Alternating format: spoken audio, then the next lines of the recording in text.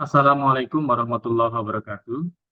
Bapak Ibu yang saya hormati, perkenalkan nama saya Nurbianto, dosen Politeknik Keuangan Negara STAN. PKN STAN merupakan perguruan tinggi kedinasan yang berada di bawah Kementerian Keuangan. Saat ini saya mengajar di salah satu program studi di Politeknik Keuangan Negara STAN, yaitu Prodi D3 Manajemen Aset. Di prodi tersebut, saya biasa mengampu mata kuliah yang berkaitan dengan penilaian properti, seperti pengantar penilaian properti, penilaian aset dan properti, penilaian barang milik negara atau daerah, dan lain-lain. Video ini merupakan bagian dari pernyataan diri dosen dalam unjuk kerja Tridharma Perguruan Tinggi atau PDDUKT-PT pada aspek pengajaran. Di kesempatan ini, saya akan mendeskripsikan pembelajaran mata kuliah penilaian barang milik negara atau daerah. Politeknik Keuangan Negara STAN merupakan perguruan tinggi yang menyiapkan lulusan yang diproyeksikan sebagai pengelola keuangan negara. Salah satu capaian pembelajaran lulusan yang dibebankan pada lulusan PKN STAN adalah kompetensi terkait dengan penilaian barang milik negara atau daerah.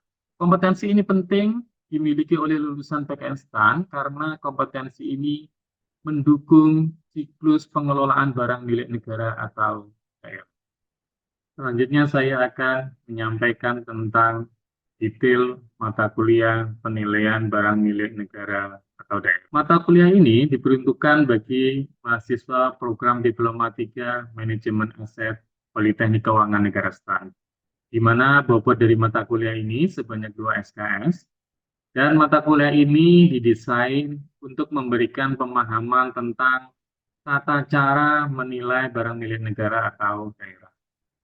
Dengan demikian, mahasiswa PKN STAN diharapkan mampu untuk melakukan perhitungan dan pelaporan dalam pelaksanaan penilaian barang milik negara, baik itu berupa tanah dan atau bangunan, kendaraan, dan mesin.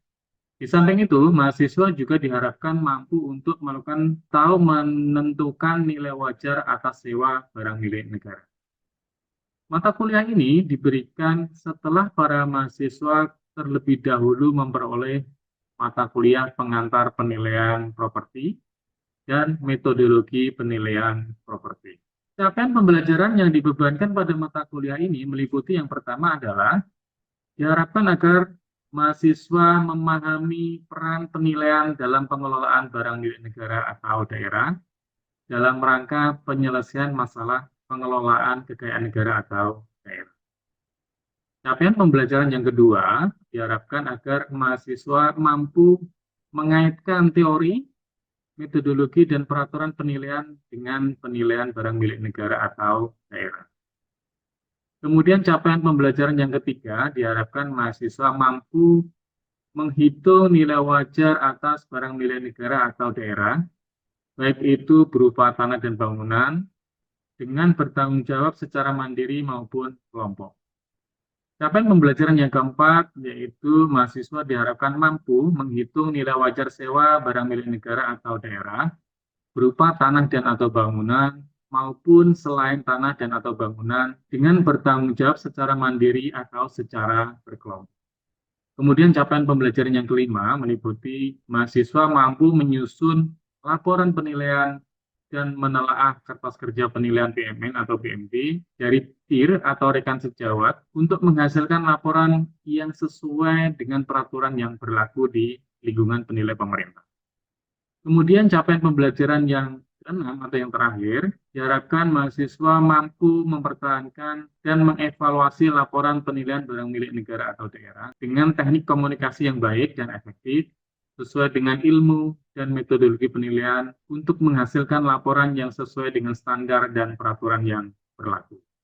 Topik-topik pembelajaran yang akan diberikan selama 1 semester meliputi yang pertama adalah bagaimana cara menilai BMN atau BMD. Di samping itu, mahasiswa diberikan materi tentang jabatan fungsional penilai pemerintah. Topik yang kedua akan mendiskusikan tentang teori dan regulasi penilaian properti untuk penilaian barang milik negara atau daerah berupa tanah. Kemudian topik yang ketiga akan didiskusikan teori dan regulasi tentang penilaian properti untuk barang milik negara atau daerah berupa bangunan. Kemudian topik yang keempat akan didiskusikan teori dan diregulasi penilaian untuk penilaian BMN atau BMD berupa selain tanah dan atau bangunan, misalkan peralatan dan mesin. Kemudian topik yang kelima akan didiskusikan tentang tema penilaian dalam rangka pemanfaatan barang milik negara atau daerah. Kemudian topik yang keenam akan didiskusikan terkait bagaimana cara menyusun laporan penilaian dalam pengelolaan barang milik negara atau daerah. Kemudian topik yang ketujuh akan diajari cara melakukan penelaahan atau peer review atas laporan penilaian properti yang sesuai dengan standar yang berlaku di DJKN atau di penilai pemerintah. Kemudian topik yang ke-8 adalah topik praktek penilaian. Di sini mahasiswa diharuskan untuk melakukan perhitungan nilai wajar barang milik negara atau daerah dengan berbagai macam objek, misalkan objek berupa tanah dan atau bangunan, objek berupa kendaraan bermotor, dan objek BMN, BMD lainnya. Serta mahasiswa diharuskan untuk menghitung nilai wajar atas sewa barang milik negara atau daerah. Topik ke-8 ini merupakan laboratorium nyata praktik penilaian di mana mahasiswa diminta untuk mencari satu objek penilaian berupa BMN untuk dilakukan penilaian. Mereka akan melakukan survei lapangan atas objek tersebut, kemudian akan mencari data pembanding di lapangan, kemudian membuat analisis dan kertas kerja penilaian, dan selanjutnya melaporkan dalam bentuk laporan penilaian barang milik negara atau daerah. Selanjutnya, hasil laporan tersebut akan dipresentasikan di kelas dalam bentuk presentasi hasil penilaian barang milik negara atau daerah. Pendekatan perkuliahan pada mata kuliah ini dilakukan dengan metode DIA, yaitu Delivery, Interaction, and Assessment. Metode pertama dilakukan dalam bentuk ceramah, di mana dosen akan memberikan materi berupa ceramah di kelas dengan waktu yang relatif singkat, kurang lebih sekitar 30-40 menit. Metode yang kedua akan dilakukan tanya jawab, baik antar mahasiswa maupun dengan dosen. Kemudian metode yang keempat akan dilakukan diskusi, membahas topik-topik tertentu yang terkait dengan penilaian barang milik negara atau daerah. Penilaian dilakukan terhadap penugasan terstruktur di kelas, baik itu tugas yang sifatnya individu maupun yang tugasnya kelompok. Individu misalkan mahasiswa diberikan penugasan agar mencari dan merangkum materi perkuliahan yang akan didiskusikan di minggu depan. Sementara penugasan kelompok dalam bentuk praktik penilaian barang milik negara. Kuis dalam satu semester dilakukan sebanyak 2 kali, yaitu 1 kali sebelum UTS dan 1 kali sebelum UAS. Penilaian juga dilakukan terhadap hasil penyelesaian praktik penilaian barang milik negara atau daerah. Kemudian penilaian yang berikutnya, yaitu penilaian yang dilakukan terhadap hasil ujian tengah semester dan ujian akhir semester.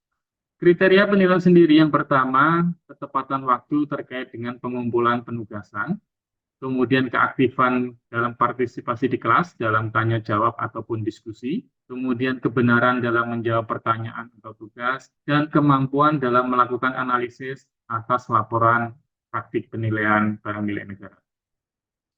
Bentuk pembelajarannya sendiri dilakukan di dalam kelas atau luring, dan bisa juga dilakukan secara daring atau sinkronus layar. Serta mahasiswa juga melakukan praktik lapangan berupa penilaian barang milik negara.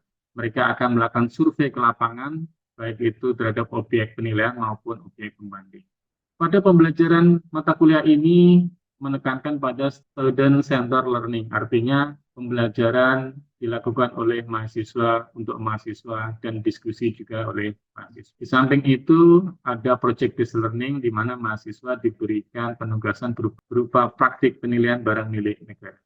Di dalam mata kuliah ini ada 3 unsur penilaian. Yang pertama adalah nilai dari UTS atau ujian tengah semester, itu proporsinya 20%. Nilai dari UAS atau ujian akhir semester 20%, dan dari aktivitas sebanyak 60%. Aktivitas sendiri itu terdiri dari beberapa item. Yang pertama adalah kehadiran dengan proporsi sebanyak 6%, kemudian sikap dan partisipasi belajar sebanyak 12%, Kemudian kuis, ujian harian atau review test sebanyak 18%, sedangkan PR dan penugasan baik mandiri maupun kelompok sebanyak 24%, sehingga jumlah total 60%. Karena mata kuliah ini CPA-nya adalah agar mahasiswa mampu melakukan penilaian, maka penugasan berupa praktik penilaian diberikan porsi yang paling besar. Sehingga diharapkan setelah lulus mata kuliah ini, mahasiswa bisa melakukan perhitungan nilai dalam rangka penilaian barang milik negara atau daerah. Bapak Ibu yang saya hormati, selanjutnya saya akan menyampaikan video mata kuliah penilaian barang milik negara atau daerah dengan menggunakan metode delivery, interaction, and assessment.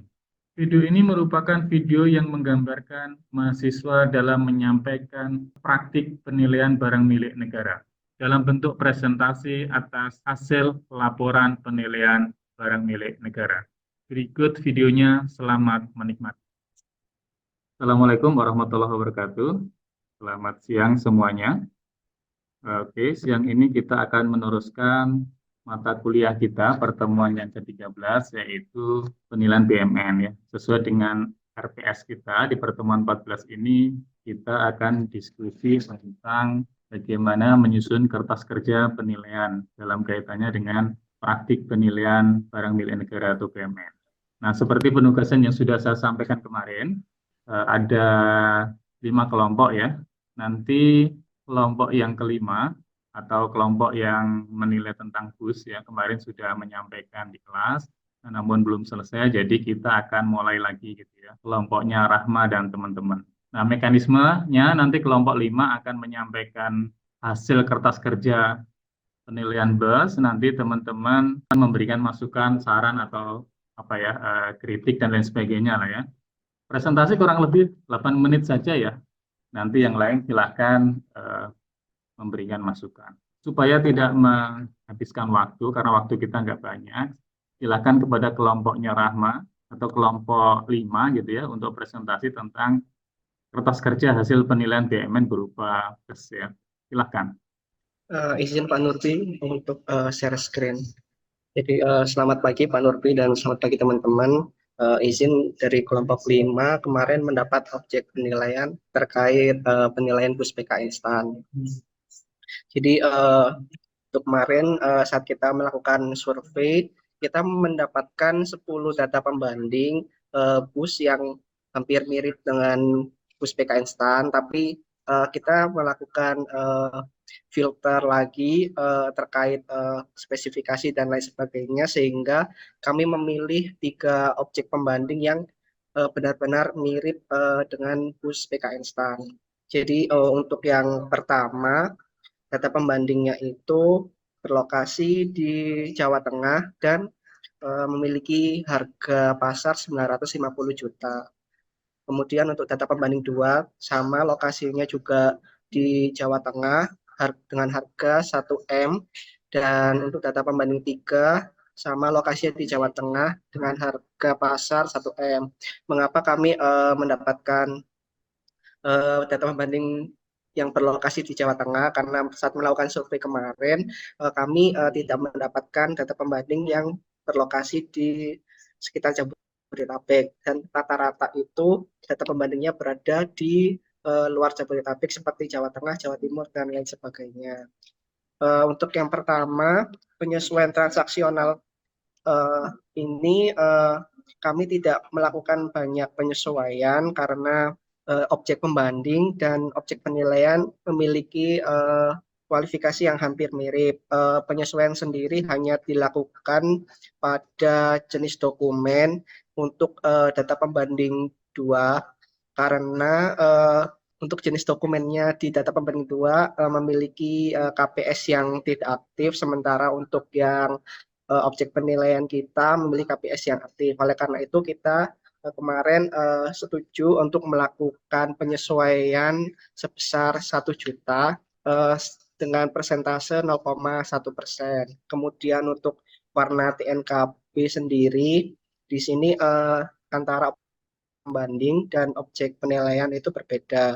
Untuk semua objek pembanding memiliki warna TNKB yaitu kuning, sementara objek penilaian merah, sehingga kita sepakat melakukan penyesuaian kurang lebih dengan kisaran harga 2 juta, sehingga memiliki persentase yang berbeda untuk masing-masing objek penilaian. Untuk objek pembanding 1 memiliki persentase minus 0,21%, untuk data pembanding 2 minus 0,2%, dan untuk pembanding 3 sama minus 0,2%. Sementara untuk syarat dan jangka waktu penjualan, kondisi penjualan, itu tidak mengalami penyesuaian karena hampir sama dengan objek penilaian.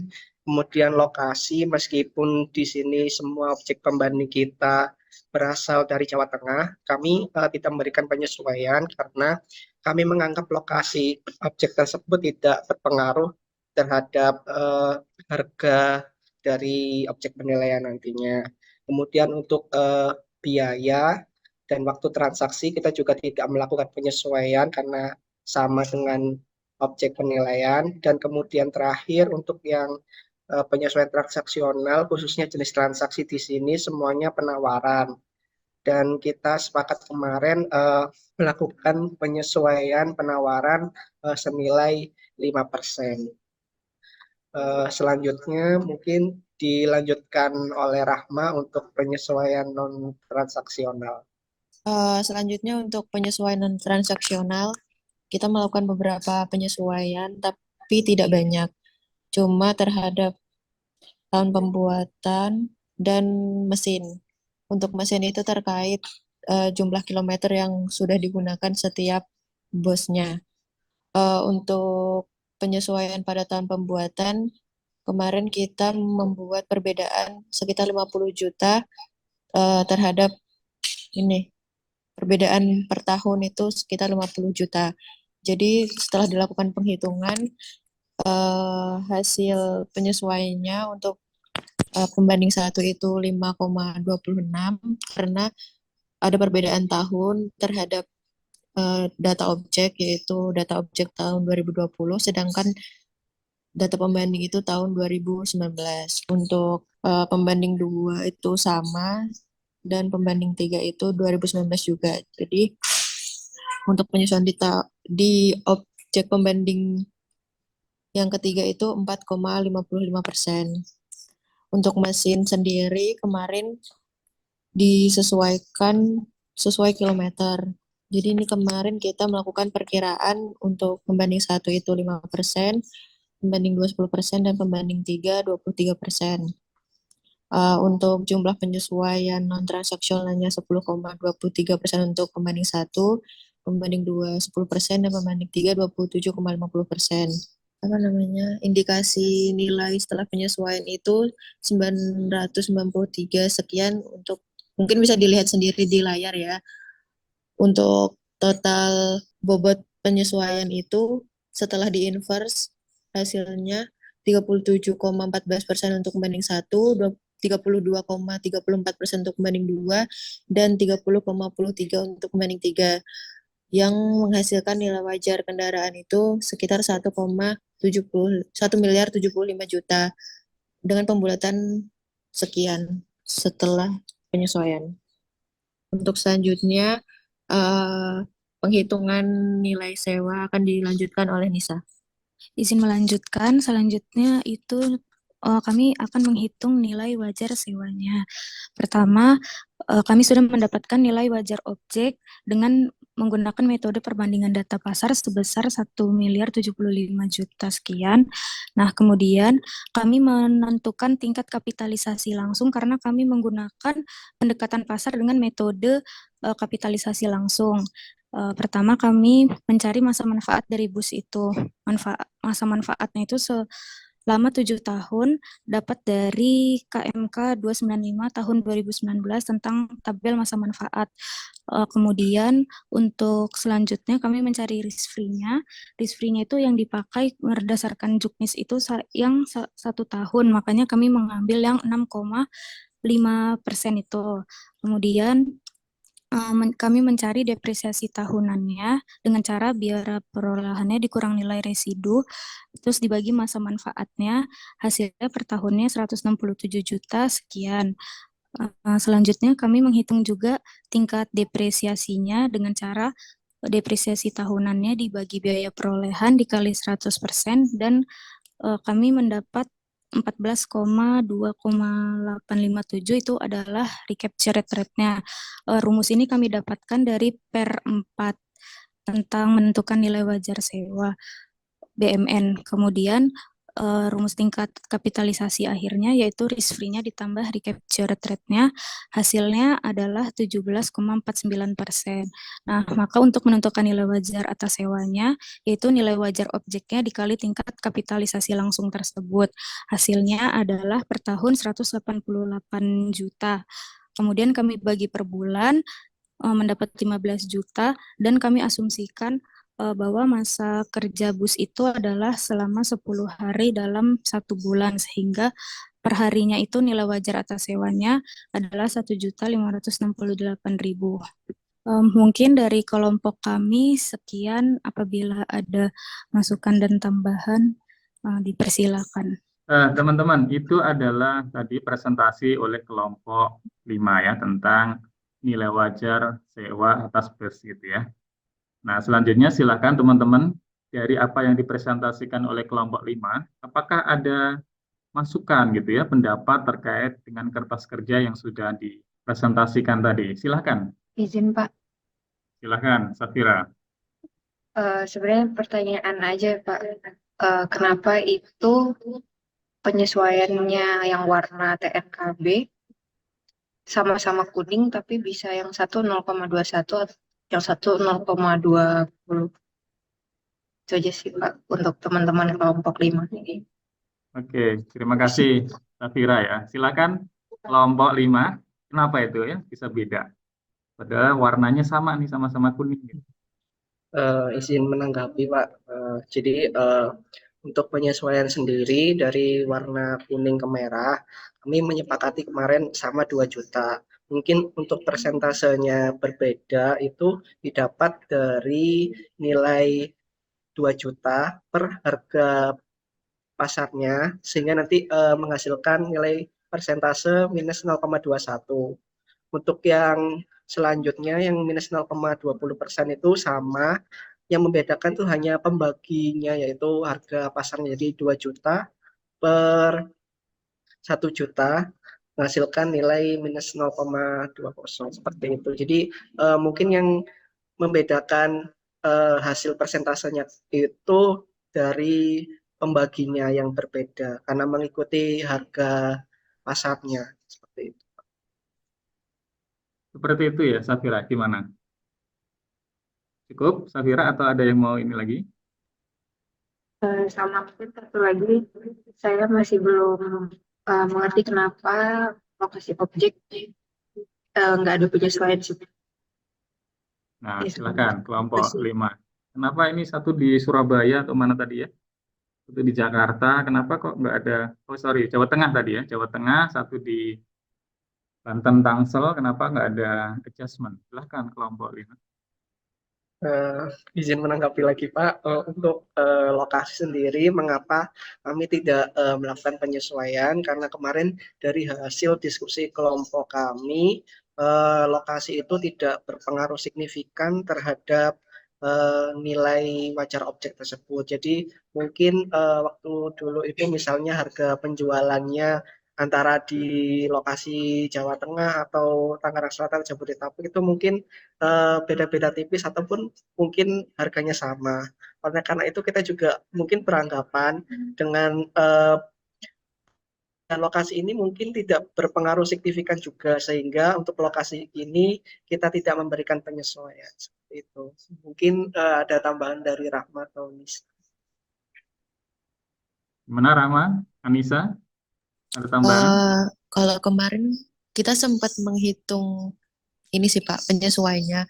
Tapi ternyata setelah kita sesuaikan ulang, kita nggak menganggap itu tuh beda, ternyata tidak berpengaruh secara signifikan. Cuma kayak bedanya tuh akhirnya cuma 5 juta sih Pak. Jadi nggak terlalu berpengaruh secara signifikan. 5 juta ya. 5 juta kalau dibagi dengan nilainya berapa persen? 2% kan? Benar nggak? Kalau nilainya 1 M, itunya perbedaan lokasi 5 juta, 2% bukan? Nah, alasannya apa enggak gitu aja sih. Tadi Rama bilang nggak signifikan, tapi kalau cuma katanya 5 juta. Tapi kalau 5 juta dibanding 1 M itu lumayan loh, 2%. Sementara di warna TNKB aja hanya 0, gitu ya. Kriterianya tidak signifikan atau tidak material apa gitu ya. Sementara yang warna TNKB 0,2 aja di jas gitu ya, Safira tadi ya pertanyaannya. Kemarin itu kami kan mendengar perbincangan materi dari Bapak materi sebelumnya. Itu kemarin juga mempertanyakan apakah kalau misalnya beli mobil itu lokasi itu mempengaruhi harga, apalagi masih sesama Pulau Jawa. Kalau misalnya kami berpikirnya seperti itu, menurut kami beli mobil, beli bus, mau dimanapun tempatnya itu sebenarnya harga pasar itu sama aja dan nggak terlalu mempengaruhi, makanya kami pilihnya 0%. Terus kami juga cari contoh-contoh penilaian di internet itu, beberapa penilai lain itu juga banyak yang menganggap kalau lokasi di mana objek itu berada itu tidak terlalu berpengaruh atau doesn't matter gitu. Seperti itu sih, Pak. Itu Safira, menurut kelompok 5, berdasarkan analisis pasar yang dia lakukan gitu ya, antara Banten dengan Jawa Tengah atau mungkin daerah lain itu kecil sekali perbedaannya yang dianggap tidak signifikan, sehingga menurut kelompok 5, penyesuaiannya itu adalah 0 gitu. Kalau menurut saya ya tergantung analisisnya tadi ya, Anissa dan teman-teman. Jadi kalau memang tidak signifikan ya boleh aja 0. Tapi itu tentu dilandasi dengan data dan analisis yang kita lakukan. Oh, benar nggak sih memang kalau di Jawa Tengah sama di Banten, Tangsel ini tidak ada pengaruh signifikan, ya. Balik lagi datanya kayak apa yang dilakukan analisis pasarnya. Makanya penilaian itu kan ada analisis pasar gitu ya, Anissa, Rahma, dan Kiki. Itu ya. Ada lagi nggak masukan atau mungkin ada yang nggak sependapat? Silahkan ya. Dari kelompok 5 maupun teman-teman yang lain. Cukup ya? Kalau cukup, applause dong untuk kelompok 5 ya.